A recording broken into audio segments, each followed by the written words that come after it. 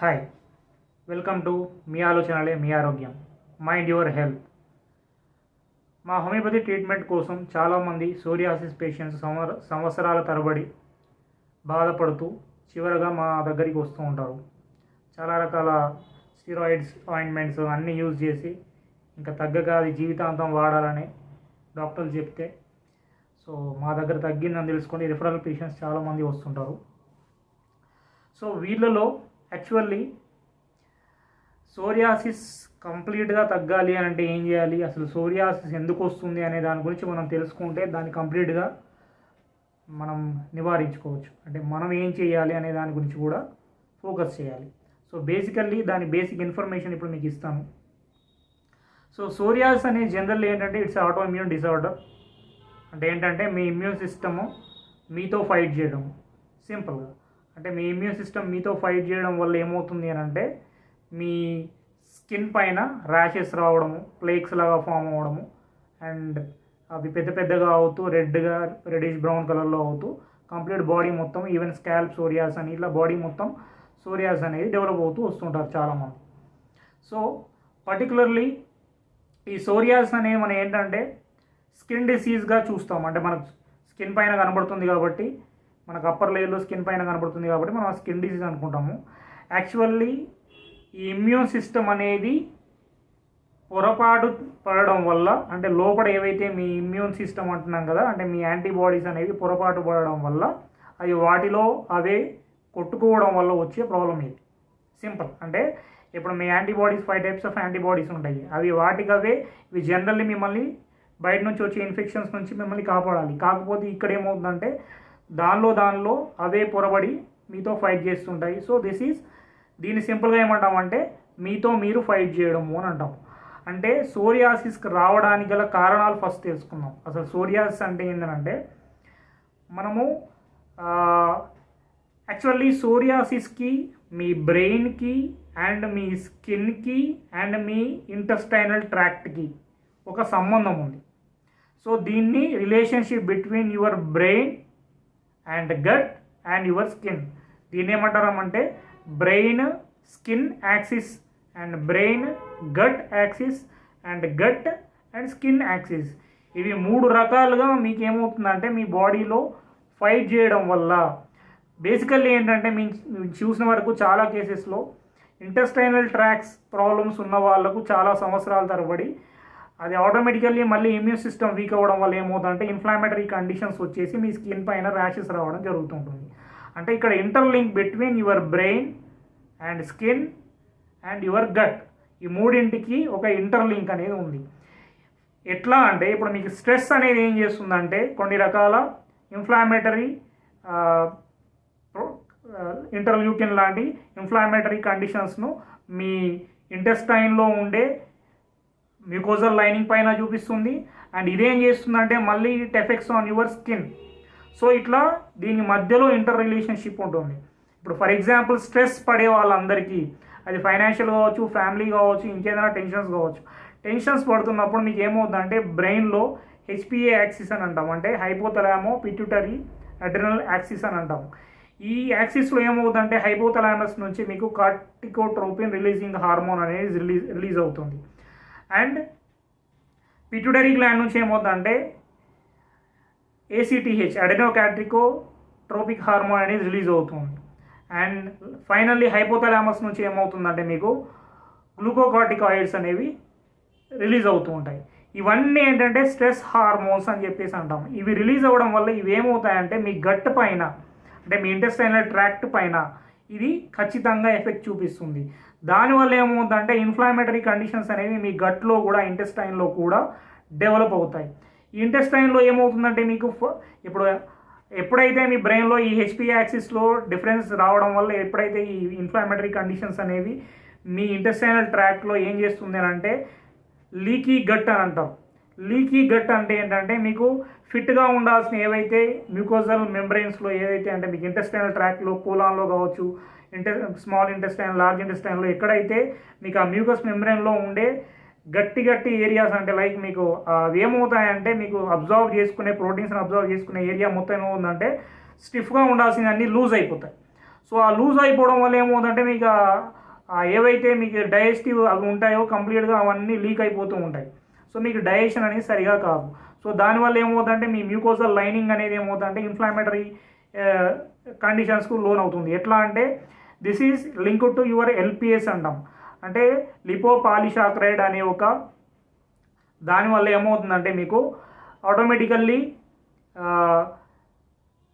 It causes inflammation. ఏమవుతుంది మీకు అది ఎల్పిఎస్ అనేది ఏం చేస్తుందంటే మీకు ఇన్ఫ్లమేటరీ కండిషన్కి సంబంధించిన ఇంటర్ల్యూకిన్స్ని కానీ మ్యాక్రోఫేజెస్ని కానీ న్యూట్రోఫిల్స్ని కానీ ఓవర్గా ప్రొడక్షన్ చేసి మీకు ఇన్ఫ్లమేటరీ కండిషన్స్ అనేవి మీ మ్యూకోజల్ లైనింగ్ పైన వచ్చేటట్టు చేస్తుంది. సో ఫైనల్ ఏమవుతుందంటే మీకు ఆ ఇంటెస్టైనల్ ట్రబుల్స్ అనేవి స్టార్ట్ అవుతాయి. గ్యాస్ట్రిక్ కావచ్చు, అసిడిటీ కావచ్చు, లేకపోతే అరగకపోవడం కావచ్చు, కాన్స్టిపేషన్ కావచ్చు. ఇవన్నీ సంవత్సరాల తరబడి ఉండడం వల్ల ఏమవుతుందంటే ఎప్పుడైతే హెచ్పి అంటే బ్రెయిన్ నుంచి స్ట్రెస్ వల్ల వచ్చిన గట్ ప్రాబ్లం నుంచి మీకు ఈ గట్ ప్రాబ్లం నుంచి ఏమవుతుందంటే మళ్ళీ గట్ అండ్ స్కిన్ యాక్సిస్ కూడా ఉంటుంది. సో ఈ స్కిన్కి ఫైనల్ ఏమవుతుందంటే మీకు స్కిన్లో ర్యాషెస్ అనేవి స్టార్ట్ అవుతుంటుంది. ఎప్పుడైతే మీ ఇమ్యూన్ సిస్టమ్ వీక్ అవుతుంటుందో అప్పుడు ఈ స్కిన్ పైన ర్యాషెస్ ఇవన్నీ కూడా డెవలప్ అవుతూ ఉంటాయి. అంటే ఫైనల్లీ మనం ఏంటంటే స్కిన్ డిసీజ్ ఒకటి మనకి ఇప్పుడు సోరియాసిస్ అంటే ఓన్లీ స్కిన్ డిసీజ్ మాత్రమే అనుకుంటున్నాం. స్కిన్ డిసీజే కాదండి, ఇది ఇంటెస్టైనల్ ట్రబుల్ వల్ల లీకీ గట్ వల్ల వచ్చే ఒక ప్రాబ్లం కూడా. This is because of your immune system అనేది పొరపాటు వల్ల మీ ఇమ్యూన్ సిస్టమ్ అనేది కన్ఫ్యూజన్ వల్ల వచ్చే ప్రాబ్లం అనమాట. So stress can affect your gut, gut can affect your skin. ఇవి మూడింటికి ఇంటర్లింక్ అనేది ఉంది. ఇప్పుడు మనం ఏం చేస్తే దీన్ని మనము తగ్గించుకోవచ్చు? బేసికల్లీ మనకు ఎల్ గ్లూటమేట్ అంటే గ్లూటమైన్లో ఎల్ గ్లూటమేట్ అనే ఒక ప్రోటీన్ ఏం చేస్తుంది అని అంటే మీకు మీ బాడీలో ఎక్కడైతే ఈ లీకీ గట్ వల్ల వచ్చిన ఇన్ఫ్లమేషన్ కావచ్చు, లేకపోతే అల్సర్స్ కావచ్చు, ఏవైనా మీ మ్యూకస్ మెంబ్రేన్లో అంటే ఇంటెస్టైనల్ ట్రాక్లో వచ్చినది అది మొత్తం హీల్ చేస్తూ వస్తుంది ఎల్ గ్లూటమైన్ అనేది. ఈ ఎల్ గ్లూటమేట్ అనేది ఏంటంటే జనరల్లీ ఇట్స్ ఎ ప్రోటీన్. ఇది బేసికల్లీ ఎవరు ఎక్కువగా యూజ్ చేస్తుంటారంటే అథ్లెట్స్ కానీ లేకపోతే మజిల్ బిల్డింగ్ చేసేవాళ్ళు, బాడీ బిల్డర్స్ ఎక్కువగా దీన్ని వింటూ ఉంటారు. సో ఎల్ గ్లూటమేట్ అనేది తగ్గిపోవడం వల్ల కూడా ఏమవుతుందంటే మీకు ఇమ్యూన్ సిస్టమ్ అనేది వీక్ అవుతుంది. So daily 5 to 10 grams of L glutamate అనేది మీకు పౌడర్ రూపంలో తీసుకోగలిగితే మీకు ఆటోమేటికల్లీ మీ ఇమ్యూన్ సిస్టమ్ అనేది స్ట్రాంగ్ అయిపోయి మీ ఇంటెస్టైనల్ ట్రబుల్స్ అన్నీ తగ్గిపోతూ మీకు ఏమవుతుందంటే ఇంటర్నల్గా మీ గుడ్ బ్యాక్టీరియా అనేది డెవలప్ అవుతూ మీకు ఇంటెస్టైనల్ అంటే గ్యాస్ట్రిక్ ఇష్యూస్ ఇవన్నీ తగ్గిపోతూ మీ అరుగుదల అనేది కరెక్ట్ అవుతూ మీకు ఇంటర్నల్గా ఈ ఇంటెస్టైనల్ ప్రాబ్లమ్స్ తగ్గుతూ స్కిన్ ఎఫెక్ట్ కూడా తగ్గే ఛాన్సెస్ ఎక్కువగా ఉంటుంది. సో బేసికల్లీ ఫస్ట్ పాయింట్ ఏంటంటే ఎల్ గ్లూటమేట్ అనేది మీకు చాలా అవసరం ఎవరైతే సోరియాసిస్ పేషెంట్స్లో ఉంటారో. సెకండ్ తమను ఆయిల్, TAMANUOIL. టమను ఆయిల్ అనేది ఏంటంటే ఇది జనరల్లీ దీనివల్ల కూడా మీకు చాలామందికి బెనిఫిట్స్ అవుతున్నాయి. ఈ సోరియాసిస్ ప్లేక్స్ ఉన్న వాళ్ళకు ఈ మంటలు వచ్చి నొప్పులు వచ్చి ఈ బ్లడ్ వచ్చే వాళ్ళకి ఏంటంటే సోరియాసిస్ ప్లేక్స్ని తగ్గించడానికి జనరల్లీ ఆయిల్స్లో తమను ఆయిల్, TAMANU తమను ఆయిల్ కానీ లేకపోతే జనరల్గా మీకు కోకోనట్ ఆయిల్ కానీ చాలా యూజ్ అవుతున్నట్టుగా మేము గమనించాము. ఈ తమను ఆయిల్ అనేది ఏంటంటే బేసికల్లీ ఇట్సే ఎక్కడ మీకు ఇది ప్రొడక్షన్ ఉంటుందంటే tropical part of south east ఏసియాలో ఇది ఎక్కువ గ్రోన్ అవుతూ ఉంటుంది. సో ఈ తమను ఆయిల్ అనేది జనరల్లీ ఏంటంటే మీకు స్కిన్ రీగ్రోత్ కోసము ప్లస్ స్కిన్ హీల్ అవ్వడానికి అండ్ యాంటీ బ్యాక్టీరియల్గా మరియు న్యాచురల్ యాంటీబయాటిక్గా కూడా యూజ్ అవుతుంది. మీకు ఇప్పుడు జనరల్లీ తమను ఆయిల్ ఏముంటుందంటే లాక్టోన్ ఉంటుంది. సో ఈ లాక్టోన్ ఏం చేస్తుందంటే మీకు స్కిన్ రిపేర్ చేస్తుంది, మీకు స్కిన్ హీల్ చేస్తుంది, మీ స్కిన్ షైనింగ్ చేస్తుంది, మీ స్కిన్ బ్రైటనింగ్ చేస్తుంది. సో మీ స్కిన్ కంప్లీట్గా ఏవైతే ప్లేక్స్ ఉంటాయో వాటన్నిటిని హీల్ చేస్తూ వస్తుంటుంది. అండ్ ఫైనల్లీ ఇంకొకటి ఏంటంటే విటమిన్ D3 తగ్గిన వాళ్ళలో కూడా సోరియాసిస్ ఎక్కువగా వస్తూ ఉంటుంది. సో విటమిన్ D3తో పాటు మీరు విటమిన్ K2ను కూడా డైలీ తీసుకోగలిగితే అంటే అది ఫస్ట్ మీరు చెక్ చేసుకోవాలి, విటమిన్ D తగ్గిందా, విటమిన్ K2 తగ్గిందా చూసుకోవాలి. Then vitamin D3 and K2 తగ్గితే మీరు రోజు ఎంత తీసుకోవాలి అంటే 10,000 IUs ఆఫ్ విటమిన్ D3 అనేది మీ బాడీకి రోజు అవసరం, ఇంటేక్ అవసరం. దెన్ విటమిన్ K2 అనేది 100 mg 100 మిలీగ్రామ్స్ మీ బాడీకి రోజు అవసరం. విటమిన్ D3 ప్లస్ K2 అనే కాంబినేషన్ మీరు తీసుకోగలిగితే మీకు చాలా వరకు ఈ సోరియాసిస్ అనేది తగ్గడానికి ఆస్కారం ఉంటుంది. సో బేసికల్లీ ఇప్పుడు నేను చెప్పినట్టు మీకు L-గ్లూటమైన్, సెకండ్ వన్ తమను ఆయిల్ అండ్ కోకోనట్ ఆయిల్ అయినా పర్లేదు. అండ్ ఈ కోకోనట్ ఆయిల్ ఏంటంటే అప్లై చేసుకోవాలి. ఈ తమను ఆయిల్ ఏంటంటే మీకు జనరల్లీ ఇది లెప్రసీ లాంటి కండిషన్స్లో కూడా కొంతమందికి యూజ్ అవుతున్నట్టుగా గమనించాము. అండ్ థర్డ్ థింగ్ ఏంటంటే విటమిన్ D3 అండ్ K2 ఇవి మనం కరెక్ట్గా చేసుకోగలిగితే చాలా వరకు సోరియాసిస్ కేసెస్ ఇంకా జీవితాంతం ఉంటుందనే ఒక భావన ఉంది కదా మనకు, అట్లా ఉండకుండా తగ్గిపోయే ఛాన్సెస్ ఉంటాయి. సో గమనించండి, సోరియాసిస్ అనే ఏంటంటే it's auto immune disorder. It's not only skin problem, ఇదేదో స్కిన్ పైన వచ్చే ప్రాబ్లం, కానీ మీకు అది స్కిన్ ఇంటర్నల్గా ఏవైతే లేయర్స్ ఉంటాయో ఎక్టోడోమ్, ఎండోడోమ్, మీసోడోమ్ అని ఇంటర్నల్ లేయర్స్లో వచ్చే ఈ ఇమ్యూన్ సిస్టమ్ డిస్టర్బెన్స్ వల్ల వచ్చే ప్రాబ్లము. సో ఇది ఓన్లీ స్కిన్ డిసీజే కాదండి, ఇది ఏంటంటే మీ డిప్రెషన్, మీ యాంగ్జైటీ, మీ కోపము, మీ చికాకు, ఏదైతే స్ట్రెస్ అంటున్నామో ఈ స్ట్రెస్ అనేది ఖచ్చితంగా మీ స్కిన్ పైన ఎఫెక్ట్ చేస్తుంది సోరియాసిస్ రావడానికి.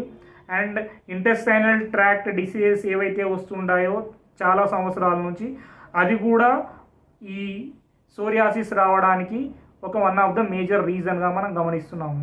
సో సోరియాసిస్ అనేది stress, GI tract problems and మీ ఏదైతే ఆటో ఇమ్యూన్ ప్రాబ్లం, ఇవి అన్నీ కలిసి ఒక యాక్సిస్ లాగా డిప్రెషన్, యాంగ్జైటీ, స్ట్రెస్, ఇవన్నీ కూడా మీ సోరియాసిస్ రావడానికి గల కారణాలు.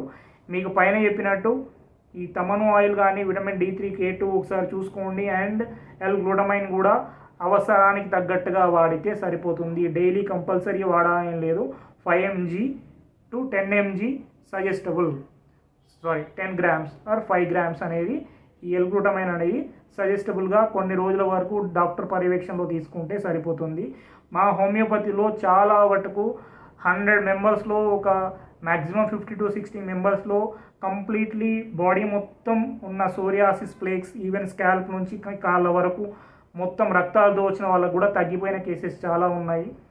సో హోమియోపతిలో మీకు కంపల్సరీ మీకు ఎట్లాంటి కౌన్సిలింగ్, ఎట్లా తగ్గించుకోవాలనే కౌన్సిలింగ్ ఇస్తూ ఏం చేయాలనేది కూడా మేము సజెస్ట్ చేస్తుంటాము. డయాబెటిక్ పేషెంట్స్లో చాలామందికి సోరియాసిస్ ఉంటే తగ్గదంటారు, కానీ నా దగ్గర తగ్గిన కేసెస్ కూడా ఉన్నాయి. మీకు కావాలంటే నేను ఒక స్లైడ్ కూడా ఇస్తాను, చూడండి. సో సోరియాసిస్ జీవితాంతం ఉంటుందనే అపోహలో ఉండకండి, ఇది ఓన్లీ స్కిన్ ప్రాబ్లం అనే అపోహలో ఉండకండి. మీరు పైన రాసుకునే ఆయింట్మెంట్లు కానీ, లేకపోతే మీరు పైన పూసుకునే ఏవైనా స్టీరాయిడ్ ఆయింట్మెంట్స్ కానీ, ఇవన్నీ ఆయింట్మెంట్స్ ఏంటంటే పైన పూతలు, అవి మీకు జీవితాంతం పూసుకోవాల్సిందే. అట్లా కాకుండా పర్మనెంట్గా తగ్గించుకోవాలనుకుంటే మీరు ఖచ్చితంగా నేను చెప్పిన సూచనలు పాటిస్తూ హోమియోపతి మెడిసిన్స్ వాడుకుంటే చాలామందికి తగ్గినట్టుగా మా దగ్గరే ఉన్నాయి కేసెస్.